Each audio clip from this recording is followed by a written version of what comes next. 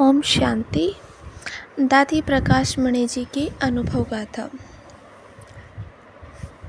आपका प्रकाश तो विश्व के चारों कोनों में फैला हुआ है।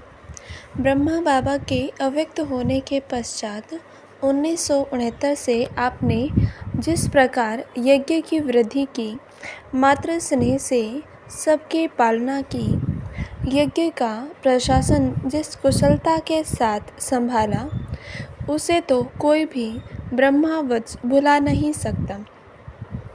आप बाबा की अति दुलारी, सच्चाई और पवित्रता की प्रतिमूर्ति, कुमारों की कुमारिका थी। आप शुरू से ही यज्ञ के प्रशासन में सदा आगे रही। मम्मा के साथ साथ आपको भी सब मुन्नी मम्मा के नाम से ही पुकारते थे। आपने शुरू में पटना, मुंबई तथा अन्य कई स्थानों पर अपनी सेवाएं दी। बाबा के अव्यक्त होने के बाद देश विदेश में अपनी अथक सेवाएं देते हुए सभी ब्रह्मावत्सों को एकता के सूत्र में पिरोकर हर एक की विशेषता को कार्य में लगाते हुए अनेकानेक यादगार कायम किए। आप सदा सबके दिलों में अमर हैं। आपने 25 अगस्त 2007 को अपने भौतिक देह का त्याग कर नई दुनिया का प्रारंभ करने निमित्त एडवांस पार्टी में अपना पार्ट नोंद लिया। दादी प्रकाश मणि जी अपने लौकिक अलौकिक जीवन का अनुभव इस प्रकार सुनाती हैं। श्री कृष्ण की भक्ति। मैं 7-8 वर्ष की थी, तब से ही कोई दिन ऐसा नहीं आया जो मैं श्री कृष्ण की पूजा न करूं। भले ही स्कूल में भी जाती थी, मुझे छोटेपन से रहता था कि मैं मीरा बनूंगी। मीरा की कहानी मैं जानती थी। मेरे घर के बिल्कुल पास के श्री राधा श्री कृष्ण का मंदिर था। उसमें मैं सुबह शाम जरूर जाती थी, पूजा करती थी। रात के समय श्री कृष्ण को झूले में झुलाती थी और फिर झूले से उठाकर पलंग पर सुलाना, यह मेरा नित्य नियम था।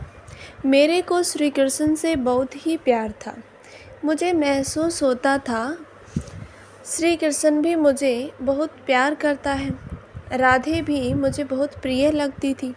मैं रोज़ भागवत भी पढ़ती थी, जिससे श्री कृष्ण के चरित्र और जिसमें श्री कृष्ण के चरित्र हैं। सिंधी लोग गुरु नानक को मानते हैं, इसलिए सुखमणि और ग्रंथ साहब भी पढ़ते हैं।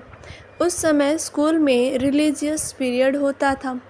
छोटेपन में पहले जप साहेब पढ़ाया, फिर सुखमणि पढ़ाई, फिर गीता पढ़ाई। यह सब पढ़ने में मुझे बहुत मज़ा आता था। भागवत, रामायण आदि भी ज्ञान में आने से पहले पढ़ लिया था। कभी किसी से डांट नहीं खाई। स्कूल में रिलीजियस पीरियड में मैं हमेशा फर्स्ट आती थी। मुझे कम से कम 75% या 80% मार्क्स अवश्य मिलते ही थे। मुझे पढ़ाई से भी बहुत प्यार था। हमेशा पहला, दूसरा या तीसरा नंबर लेती थी। इसलिए स्कूल में सभी टीचर्स का मुझसे बहुत प्यार था। खेल कूद में इतना समय नहीं देती थी। लौकिक घर में माता पिता और मैं, हम 3 ही थे। बहनें बड़ी थी, वो अपनी ससुरालों में रहती थी। मैं ना कभी बाजार की कोई चीज़ खाती थी, न कोई ऐसी सहेली थी। फैशन का शौक़ नहीं था। कोई बाहर का बुरा संग मुझे नहीं था। सहेलियाँ आती भी थी तो पढ़ाई के नाते से। एक बड़ा मैदान था, वहाँ गर्मी में शाम को थोड़ा खेलते थे, नहीं तो घर में ही रहते थे। घर में माता पिता भी सत्संग में रुचि रखने वाले थे। मुझे स्मृति नहीं थी कि कभी माता पिता की डांट खाई हो, या कभी माँ ने थप्पड़ मारा हो, या कभी घर में लड़ाई हुई हो। कभी नहीं। गुस्सा कभी घर में नहीं होता था। तीसरी कक्षा से 6ठी कक्षा तक हमने साल में 2-2 परीक्षाएं दी। हर 6 मास में मैं अगली कक्षा में चली जाती थी। जब ज्ञान में आई तो 14 साल की थी और मैट्रिक पढ़ ली थी। मुझे याद नहीं कि मैंने कभी झूठ बोला हो या चोरी की हो। मुझे स्मृति नहीं कि मैंने मुख से कभी गाली बोली हो या किसी ने मुझे बोली हो, कभी नहीं। मैंने कभी सिनेमा नहीं देखा, इसलिए बुरी बातों का कभी असर नहीं रहा। श्री कृष्ण के दीदार की इच्छा। लौकिक बाप स्वामी गंगेश्वरानंद के चेले थे। उनके अंदर पवित्रता का बहुत पहले से संस्कार था। वो ज्योतिषी भी थे। भले ही बिजनेसमैन थे, पर शाम को घर आने पर शास्त्रों की कोई न कोई बात अवश्य बताते थे। स्वामी जी के पास जाते थे तो हमें ज़रूर लेके जाते थे। ज्योतिषी होने के कारण उनको मालूम था कि यह बेटी शादी नहीं करेगी, मीरा बनेगी। भले ही उन्होंने हमें कारण नहीं बताया, पर सबको कहते थे यह बेटी शादी नहीं करने वाली। लौकिक बहनों के ससुराल पक्ष के लोग फैशनेबल और खाने पीने वाले थे। वे मुझे बुलाते थे क्योंकि घर में छोटी मैं ही थी। वे सोचते थे घुमाने फिराने के लिए यही एक है, पर मैं उनके संग में जाती नहीं थी। वे कहते थे आज यहाँ चलो, वहाँ चलो। मैं कहती थी मेरा तो मंदिर में जाने का समय है। कभी कहते थे आओ हमारे घर रहो। मुश्किल से कभी आधा दिन जाती थी, फिर भाग आती थी। कहने का भाव है कि हम छोटेपन से ही ऐसे संस्कारों वाले थे जो बाद में उन संस्कारों की बहुत मदद मिली। मुझे याद नहीं कि मैंने कभी माँ को कहा हो कि मुझे इस फ्रॉक के दिल है, लेके दो। मैंने कभी यह कहा हो कि ये खाने के दिल है, बना के दो। छोटेपन से यह स्लोगन याद रहा, मांगने से मरना भला, इच्छा मात्रम अविद्या। ज्ञान क्या होता है यह मैं नहीं जानती थी, पर इच्छा रखना अज्ञान है यह मैं जानती थी। मैं कहती थी गोपियाँ थोड़ी कभी इच्छा रखती थी, मीरा थोड़ी इच्छा रखती थी। मम्मी को देना होगा, आप ही दिलाएगी, खिलाएगी। मैं क्यों इच्छा रखूं, मैं क्यों मांगूं? कभी लोभ लालच नहीं आया। छोटेपन से मेरे दिल में 2 इच्छाएं ज़रूर थी कि या तो मैं विष्णु का दीदार करूं या श्री कृष्ण का दीदार करूं। कब मुझे भगवान विष्णु का या भगवान कृष्ण का दर्शन होगा, यह मुझे बहुत लगन थी। उस समय तो कृष्ण को भगवान मानते थे। श्री कृष्ण का दीदार हुआ जब मैट्रिक पढ़ रही थी। सारे सब्जेक्ट इंग्लिश में थे। वो स्कूल था ही इंग्लिश पढ़ने का। मैं 1 साल उसमें पढ़ी। उसी स्कूल में मम्मा मेरे साथ थी। एक ही बेंच पर हम बैठते थे। मम्मा से क्लास फेलो जैसा स्नेह था। मम्मा बहुत मॉडर्न, फैशनेबल थी। बड़े बड़े बाल थे, बहुत सुंदर थी। बॉम्बे की इंग्लिश पढ़ी हुई थी। मम्मा बहुत स्वीट थी, हमें बहुत अच्छी लगती थी। सन 1936 की बात है। दशहरे और दिवाली की छुट्टियां हुई थी। 3 सप्ताह की छुट्टियां होती थी, इस कारण बहुत समय मिलता था। एक सुबह के बाद हम सोई पड़ी थी, हम अपने पलंग पर। दिवाली के समय थोड़ी ठंडी शुरू हो जाती है। मैंने अपने सामने एक सुंदर बड़ा शाही बगीचा देखा। बगीचे में बहुत सुंदर लाइट चारों तरफ थी। दूर दूर बड़े फूल फल लगे थे। एक बात बीच में सुनाती हूँ। मैं चाहती थी ऐसा बगीचा मैं कभी इस दुनिया में देखूं। एक बार मैं ऑस्ट्रेलिया में गई तो वहाँ एक बड़ा शाही बगीचा देखा, ऐसा मानो जिसमें ग्रीन गलीचा बिछा हो। मैंने कहा ऐसा तो मैंने स्वर्ग का बगीचा देखा था।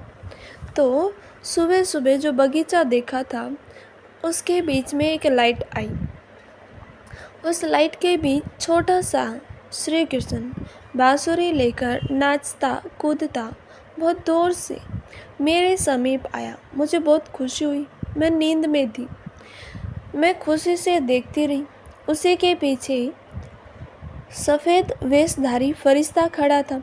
हम छोटेपन में सत्यनारायण का व्रत रखते थे और उस टाइम में सुनाते थे, भगवान बूढ़े वेश में आते हैं। जब श्री कृष्ण के साथ सफ़ेद वेशधारी फरिश्ता देखा तो मुझे ऐसा लगा जैसे भगवान सत्यनारायण को देख रही हूँ। मुझे श्री कृष्ण भी प्यारा लग रहा था। उसे देखूं, फिर सत्यनारायण को भी देखूं। मुझे दोनों बहुत प्यारे लगे। इतने में जाग पड़ी और दोनों गायब हो गए। मुझे लगन लगी कि फिर दीदार हो। मैंने बचपन में सुना था, भगवान का दीदार हो तो किसी को बताना नहीं चाहिए। यह गूंगे की मिठाई अंदर खानी चाहिए। मैंने किसी को बताया नहीं, पर अंदर बड़ी इच्छा थी कि फिर मैं कब देखूं। फिर दिखाई नहीं। फिर कोठे पर बैठ गई श्री कृष्ण की माला लेकर। श्री कृष्ण तुम फिर आओ, फिर आओ। आए नहीं। बहुत माला फेरूं, ध्यान करूं मूर्ति का, मंदिर में जाऊं, आए ही नहीं। लेकिन मेरी दिल बहुत थी। मेरी एक क्लास फेलो थी, वह ओम मंडली में जाती थी। 2-3 दिन बाद मैं उनके घर गई। वह ध्यान में ऐसे बैठी थी कि आंखें ही न खोले। उसका नाम था लीला। मैं कहूँ लीला, लीला, बस वह मुस्कुराए, यूँ हाथ उठाए पर जवाब न देवे, आंसू बहाए पर मुझे जवाब न दे। मुझे मालूम नहीं था ये क्या है। मैंने उसकी मम्मी को कहा, मुझे तो लीला ने बुलाया है पर बात ही नहीं करती है। ठीक है, मैं चली जाती हूँ। मम्मी ने कहा, बेटी मुझे भी पता नहीं है, जब देखो ध्यान में बैठी रहती है। क्या इसको हुआ है पता नहीं। 2-3 दिन से इसकी यह हालत है। फिर उसने आंखें खोली, बोली, चलो रमा, मेरा लौकिक नाम, तुमको श्री कृष्ण का दीदार करा के लाती हूँ। मैंने कहा, लीला क्या नशा चढ़ा है? श्री कृष्ण का दीदार कोई मासी का घर है? कहती है कृष्ण का दीदार कराऊंगी। मैं कितनी पूजा करती हूँ, होता ही नहीं है। अब तुम मुझे दीदार कराओगी? जैसे बच्चियाँ हंसी मजाक करती हैं ऐसे मैंने कहा। बोली, हाँ कराऊंगी। मैंने कहा, चलो। बोली, आज तो शाम हो गई, कल कराऊंगी। बाबा ने पहले पहले सत्संग किया भाऊ विश्व किशोर के घर, अपने घर में। वो घर 5-7 मिनट की दूरी पर था। बाबा सुबह 10 बजे सत्संग करता था, क्योंकि भाई लोग तो दुकानों आदि पर जाते थे। माताएं 10 से 11 बजे तक फ्री होती थी। थोड़ा बड़ा कमरा था, इधर पलंग उधर पलंग, बीच में गद्दी थी। वहाँ सत्संग होता था। जैसे पाठशाला शुरू करते हैं ना, ऐसे यज्ञ की स्थापना गीता पाठशाला की तरह ही हुई है।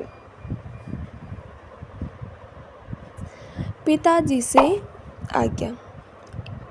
इस विषय में हम कल सुनेंगे कि पिताजी से दादी को आज्ञा कैसे मिली। अच्छा, ओम शांति। इसके लिए इस चैनल को सब्सक्राइब करें, लाइक करें और शेयर करें।